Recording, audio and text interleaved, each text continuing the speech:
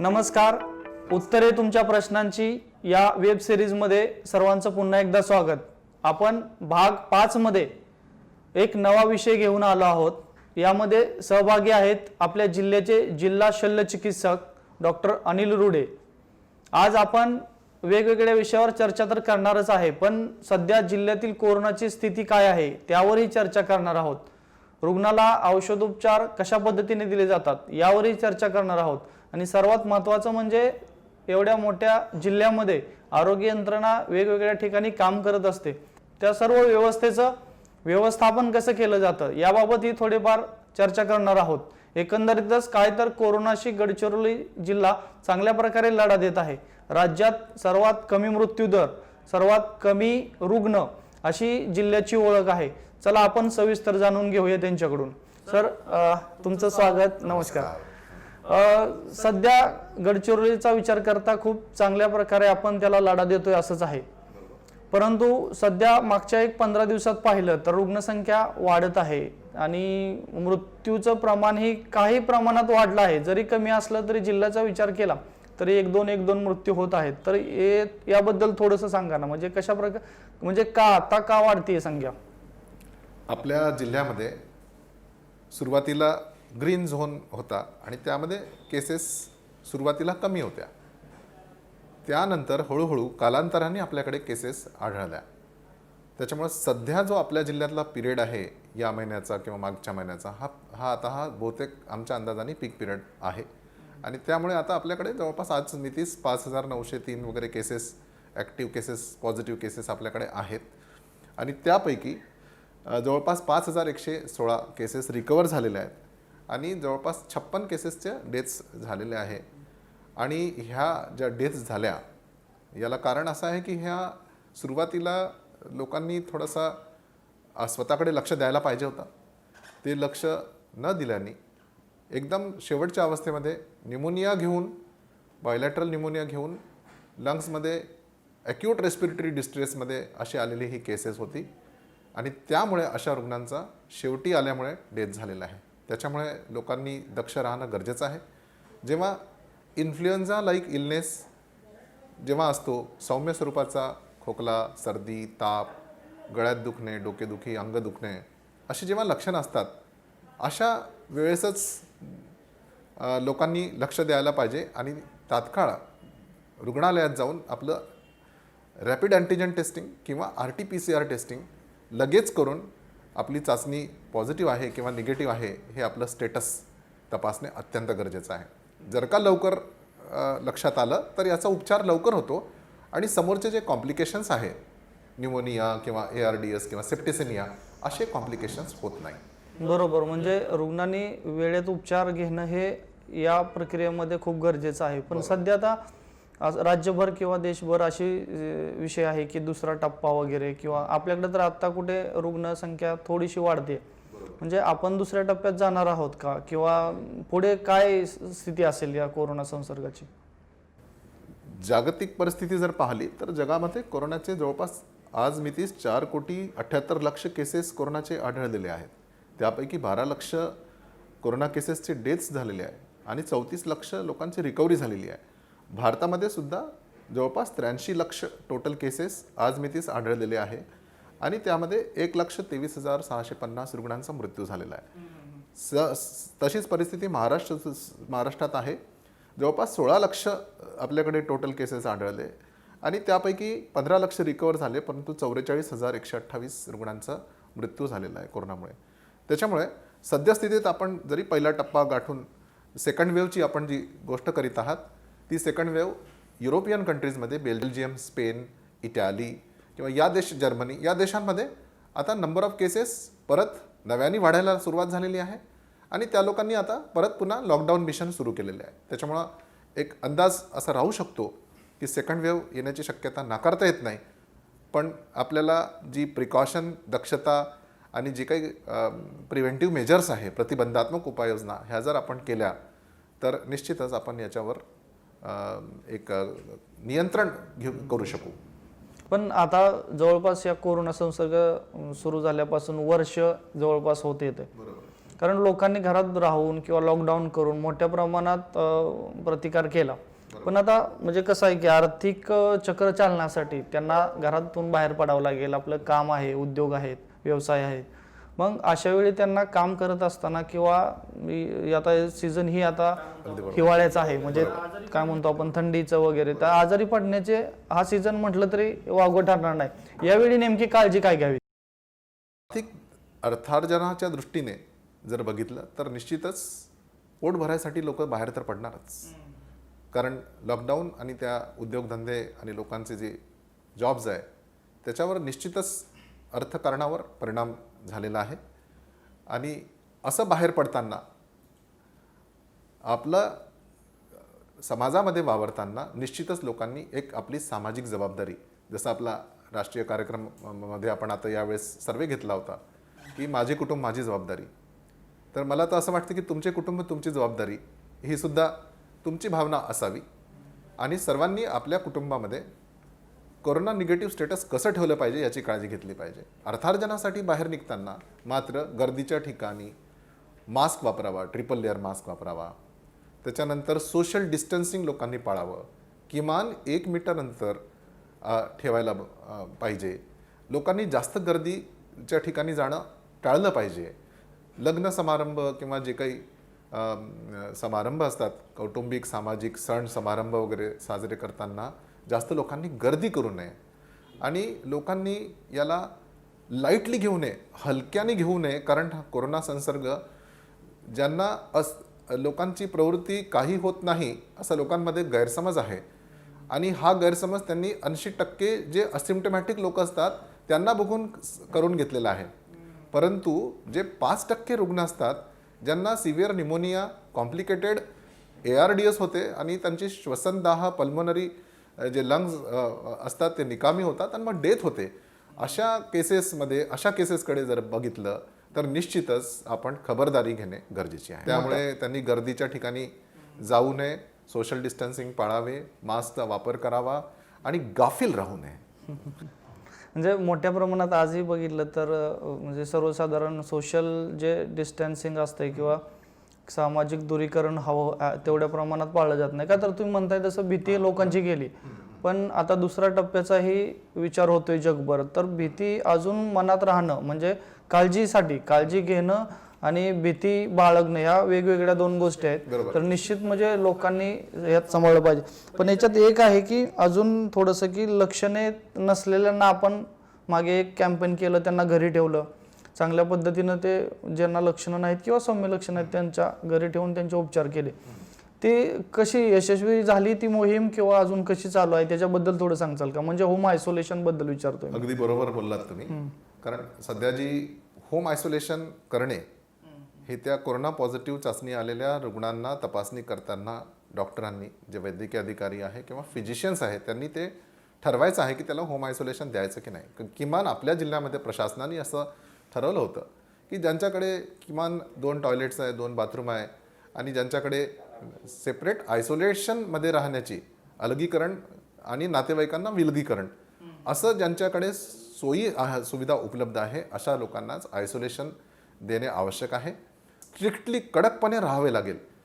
जर समजा होम आयसोलेशनचे नियम पाळले नाही तर निश्चितच याचा प्रसार इतरांना होऊ शकतो. म्हणजे कुटुंबातील इतर व्यक्ती आणि समजा अशा व्यक्तींनी घरातून बाहेर जाऊ नये. सुरुवातीला आपण लोकांना क्वारंटाईन करत होतो, स्टॅम्प मारत होतो, घरावर लिहित होतो, ते जास्त प्रभावी होतं. पण आता लोकांनी घरी राहायलाच पाहिजे. ही त्यांची कौटुंबिक जबाबदारी आहे आणि सामाजिक जबाबदारी आहे. आता सगळ्यात महत्त्वाचा प्रश्न असा पडतो की म्हणजे आम्हाला दवाखान्यात नेल्यानंतर त्या ठिकाणी कशी सेवा मिळेल. म्हणजे थोडंसं मला औषध उपचार या विषयाकडे वळायचं आहे की रुग्ण भरती झाल्यानंतर त्याच्या तपासण्या कोणत्या असतात किंवा त्याला कशा पद्धतीने उपचार दिले जातात, औषध उपचार कशा पद्धतीने जेणेकरून त्याची प्रतिकारक शक्ती असेल किंवा काय. कारण सध्या लस तर नाही आहे, पण दवाखान्यात भरती करणं आणि त्याला आवश्यक आरोग्य सेवा देणं ह्या प्रक्रिया काय आहेत, त्यातील औषध उपचार याबद्दल थोडं सांगा ना.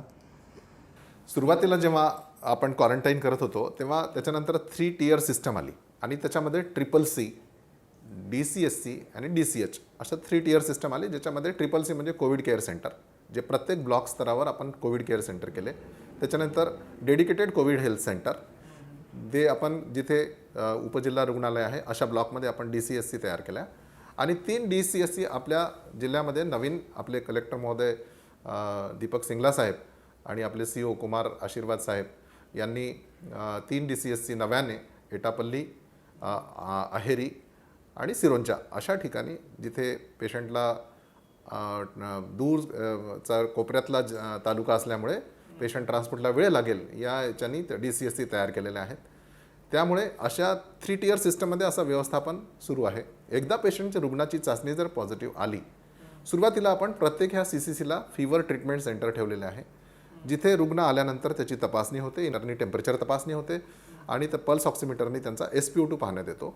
अशा रुग्णांची तपासणी थ्रोट स्वॅब घेऊन रॅपिड अँटीजन टेस्ट करण्यात येते. आपल्या जिल्ह्यामध्ये आपण जवळपास 65,000च्या वरती रॅपिड अँटीजन टेस्टिंग आपण केलेली आहे. आपल्या जिल्ह्यामध्ये टेस्टिंगचं प्रमाण बऱ्यापैकी आहे. रॅट करतो आपण. आपल्या जिल्ह्यामध्ये RT-PCR लॅबसुद्धा तयार झालेली आहे आणि ती सुरू करण्यात आलेली आहे. माननीय कलेक्टर महोदय दीपक सिंगला साहेब, कुमार आशीर्वाद साहेब यांनी त्यामध्ये विशेष लक्ष घालून ती लॅब आपली तयार करून घेतली. माननीय पालकमंत्री महोदय एकनाथ शिंदे साहेब तसेच मंत्री महोदय आपले विजय वडेट्टीवार साहेब यांनी विशेष स्पेशल याच्यामध्ये लक्ष घालून आपल्या जिल्ह्यासाठी RT-PCR लॅब तयार करून घेतली. ती निश्चितच फायद्याची आहे. त्यामुळे गोल्ड स्टँडर्ड टेस्ट आहे. जे रुग्ण CCCला येतात आणि तिथे 2 विभाग असतात, एक संशयित विभाग आणि कन्फर्म. तर एकदा सस्पेक्टेड रुग्णाला टेस्टिंग केल्या जाते, तो पॉझिटिव्ह आला का त्याला कन्फर्ममध्ये टाकण्यात येते. ज्याला लक्षण विरहित आहे अशा रुग्णास तिथूनच त्याचं होम आयसोलेशन देऊ शकतो आपण, किंवा ज्याला लक्षणे आहेत सौम्य स्वरूपाची, याचे ग्रुप्स केलेले आहेत ABCDEF. यामध्ये A म्हणजे जे असिम्प्टमॅटिक ग्रुप आहे, ज्याला कोणतीही लक्षणे नाही आहे, आणि B मध्ये जे सौम्य स्वरूपाची लक्षणं असतात, ज्याला सर्दी, खोकला, ताप वगैरे असं काही असतं. विथ कोमॉर्बिडिटीचे रुग्ण असतात, ज्यांना डायबिटीज, ब्लड प्रेशर, हार्ट, दमा, HIV पॉझिटिव्ह पेशंट किंवा कॅन्सरचा रुग्ण किंवा ओबेस लठ्ठपणा असलेले रुग्ण, अशा रुग्णांचे कोमॉर्बिडिटी असलेले जे रुग्ण असतात यांना होम आयसोलेशन देताना काळजी घ्यायची असते. यांना जर गरज पडल्यासच होम आयसोलेशन द्यायचं आहे, अन्यथा अशा पेशंटला ॲडमिट करायचं आहे. कोमॉर्बिडिटीमध्ये यांना काही लक्षणं असतात, ती जर लक्षण असली सर्दी, खोकला, ताप वगैरे, तर यांना सौम्य स्वरूपाची औषधं. जे लक्षण विरहित आहे, असिम्प्टमॅटिक आहे, त्यांना विशेष औषधं आपण देत नाही. व्हिटॅमिन C, व्हिटॅमिन D आणि झिंक अशा प्रकारचे आपण औषधे देतो. आणि एखाद्याला सर्दी, खोकला आणि काही जर समजा किरकोळ लक्षण असले, सौम्य लक्षण असले, तर त्याला अझिथ्रोमायसिन म्हणून किंवा डॉक्सिसायक्लिन म्हणून आपण अँटीबायोटिक देतो आणि सोबत त्यांना सर्दीचे आणि याचे उपचार करतो आपण. प्रतिकारशक्ती चांगली राहावी म्हणून vitamin C, vitamin D, zinc अशा गोळ्या आपण त्यांना देत असतो. पण ज्यांना कोमॉर्बिडिटी आहे त्यांना त्यांचा डायबिटीज, ब्लड प्रेशर आणि हार्टचा उपचारसुद्धा तेवढाच महत्त्वाचा आहे. अशा रुग्णांना त्यांच्या उपचारासोबत जी इतर औषधे सुद्धा आपण देत असतो, ज्याच्यामध्ये फेविपिराविर नावाचं एक औषध आहे, जे अँटीव्हायरल ड्रग आहे, कोरोना व्हायरसवर काम करते. त्याला आपण सुरुवातीला पहिल्या दिवसाला 1800 मिलीग्रामचा डोस सकाळी आणि संध्याकाळी 2दा देतो आणि त्यानंतर मग 800 मिलीग्रामचा डोस सकाळी संध्याकाळी असं आपण त्याला जवळपास 7 दिवस ही औषधं ग्रुप B मध्ये, ग्रुप Cच्या पेशंटला आपण देत असतो. ज्यांना याच्यानंतर अशा पेशंटला ऑक्सिजन SpO2 मॉनिटरिंग अतिशय महत्त्वाचं आहे. समजा SpO2 मॉनिटरिंगमध्ये यांचं श्वसनदाह आहे का, त्यांना ऑक्सिजनची कमतरता आहे का, SpO2 त्यांचं कमी झालं आहे का, हा सुद्धा पॉईंट असतो. ज्याचं SpO2 नॉर्मल आहे त्याला CCCला ठेवतो आपण. ज्याचं SpO2 समजा 94 आहे, 96 आहे, अशा 94 किंवा त्या लेवलला आलं तर त्याला आपण DCSCला ऑक्सिजनसाठी पाठवतो, जिथे डेडिकेटेड कोविड हेल्थ सेंटर आहे. आणि ज्याला ऑक्सिजन लेवल SpO2 समजा 90% किंवा त्याच्या खाली आली तर त्याला आपण डिस्ट्रिक्ट कोविड हॉस्पिटलला पाठवतो, जिथे ICU, HDU आणि आयसोलेशन अशा प्रकारची व्यवस्था असते. DCHC म्हणजे डेडिकेटेड जे कोविड हेल्थ सेंटर आहे, तिथे ऑक्सिजनची फॅसिलिटी इम्पॉर्टंट आहे. कोविड रुग्णांना जर समजा श्वसनदाह झाला तर ऑक्सिजन देणे अतिशय चांगला प्रभावी उपचार आहे.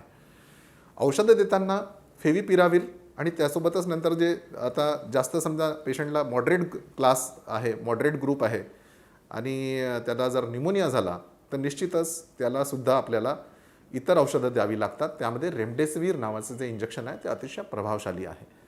रेमडेसिवीर हे आम्ही जवळपास एक पहिल्या दिवसाला 200 मिलीग्राम देतो आणि दुसऱ्या दिवसापासून 100 मिलीग्राम असं 5 दिवस आम्ही रेमडेसिवीर इंजेक्शनचा डोस देतो.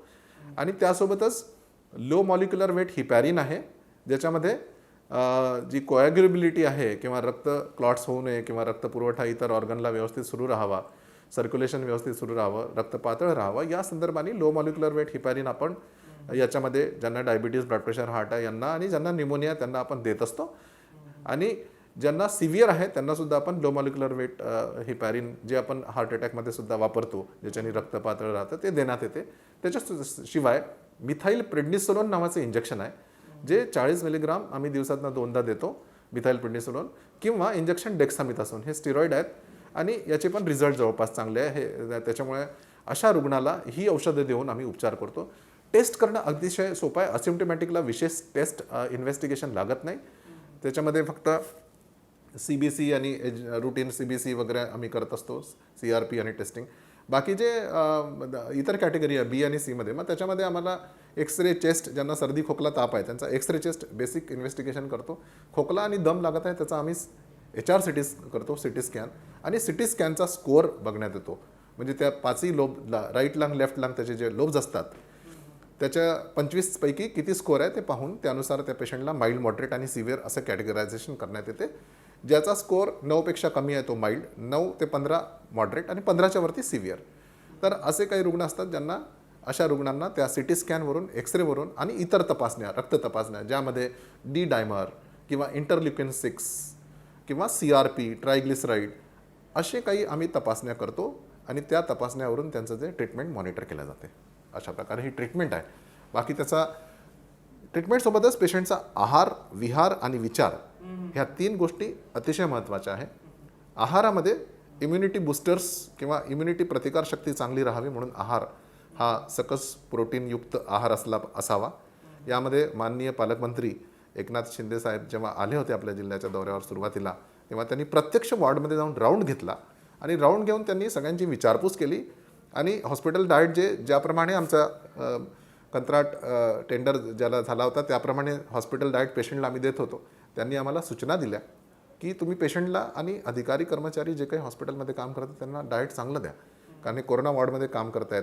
त्यांनी कोरोना रुग्ण आणि अधिकारी कर्मचारी यांना सारखं आहार आम्ही देतो आणि त्याच्यासाठी त्यांना अंडी, दूध, फळं देतो.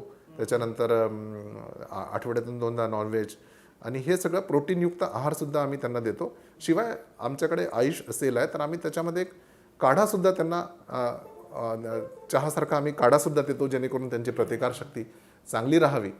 तर अशा प्रकारे आहार इम्पॉर्टंट आहे. अशा रुग्णांचे आम्ही जेव्हा क्वारंटाईन सेंटर्स होते किंवा CCCला आम्ही काउन्सिलिंगसुद्धा करतो. म्हणजे विचाराची जर गोष्ट झाली तर त्यांच्यामध्ये जे डिप्रेशन असतं त्याच्यासाठी रुग्णाची काउन्सिलिंग करणे अतिशय महत्त्वाचं आहे. आमच्याकडे DMHP प्रोग्राम चालतो, त्याच्यामध्ये मेंटल हेल्थ काउन्सिलर्स वगैरे असतात. हे सगळे आमचे काउन्सिलिंग करतात. त्याच्याशिवाय एक्झरसाइजेस लोकांनी निश्चितच करावी, कारण याच्यामध्ये काही जे आवश्यक एक्झरसाइजेस असतात ते आवश्यक आहे. योगा, मेडिटेशन हे सुद्धा याच्यात करावं.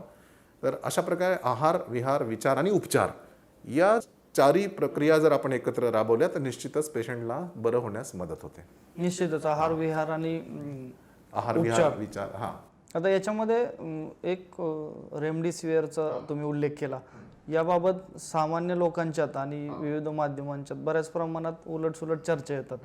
जे हे नेमकं कुणाला द्यावं, कधी द्यावं, समजा आता मी जर मला झालाच नाही तर ते मी घ्यावं का, किंवा काय, म्हणजे नेमकं त्याची वेळ कोणती आणि ते कोणाला द्यावं? रेमडेसिवीर जे इंजेक्शन आहे ते आपण मॉडरेट टू सिव्हिअर अशा 2 कॅटेगरीमध्ये देतो. त्याला निमोनिया झालेला आहे आणि ज्याचं ऑक्सिजन जे आहे SpO2 94पेक्षा कमी झालेलं आहे, अशा रुग्णाला आपल्याला रेमडेसिवीरचं इंजेक्शन द्यावं लागतं. ज्याला श्वसनदाह सुद्धा झालेला आहे, म्हणजे पल्मनरी इन्व्हॉल्वमेंट झालेली आहे, अशा रुग्णाला रेमडेसिवीरचं इंजेक्शन द्यावं लागतं. आपल्याकडं गडचिरोली जिल्ह्यात आहे का पुरवठा त्याचा व्यवस्थित? किंवा आपल्याकडे माननीय कलेक्टर महोदयांनी, दीपक सिंगला साहेबांनी बऱ्यापैकी आम्हाला इंजेक्शन रेमडेसिवीरसाठी फंड्स दिले आणि बऱ्यापैकी आम्ही ती खरेदी केली. त्याच्यामुळे आमच्याकडे जवळपास 3000 वगैरे रेमडेसिवीर आम्ही घेतले होते आणि आत्ताही माझ्याकडे स्टॉक, आजच्या डेटला माझ्याकडे जवळपास 1300 इंजेक्शन अजून शिल्लक आहेत. म्हणजे आम्ही लावतो आहे पेशंटला. ओके. अँटीजेन बाबत ही उलटसुलट चर्चा होत्या. म्हणजे थोडंसं मी त्या पद्धतीने विचारतोय की